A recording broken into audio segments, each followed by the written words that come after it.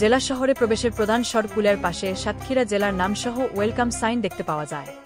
সাতক্ষীরা শহরের প্রবেশমুখে সুন্দরবনের প্রতীক বা বিভিন্ন ভাস্কর্য থাকতে পারে। খুলনা থেকে সাতক্ষীরায় প্রবেশের পথে ভৈরব নদ এবং কিছু খাল পার হতে হয়। এশিয়ার বা অন্যান্য দিক থেকে এলে কপোতাক্ষ নদ ও বিভিন্ন ব্রিজ দেখা যায়। সাতক্ষীরা একটি কৃষিপ্রধান জেলা হওয়ায় প্রবেশপথে ধানক্ষেত, চিংড়িঘের ও নারিকেল সুপুরির বাগান চোখে পড়ে।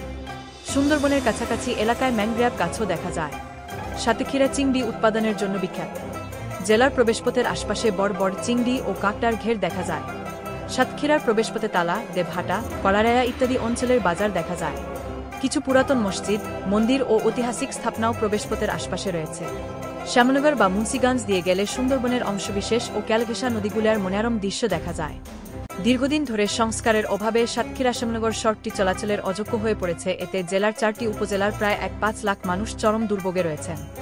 সড়কের বিভিন্ন স্থানে পিচ ও পাথর উঠে গিয়ে বড় বড় গর্তের সৃষ্টি হয়েছে, যা যানবাহন চলাচলে বাধা সৃষ্টি করছে এবং দুর্ঘটনার ঝুঁকি বাড়াচ্ছে। এই অবস্থা সুন্দরবন পর্যটনেও নেতিবাচক প্রভাব ফেলছে, কারণ পর্যটকরা সড়কের বেহাল দশার কারণে আগ্রহ হারাচ্ছেন।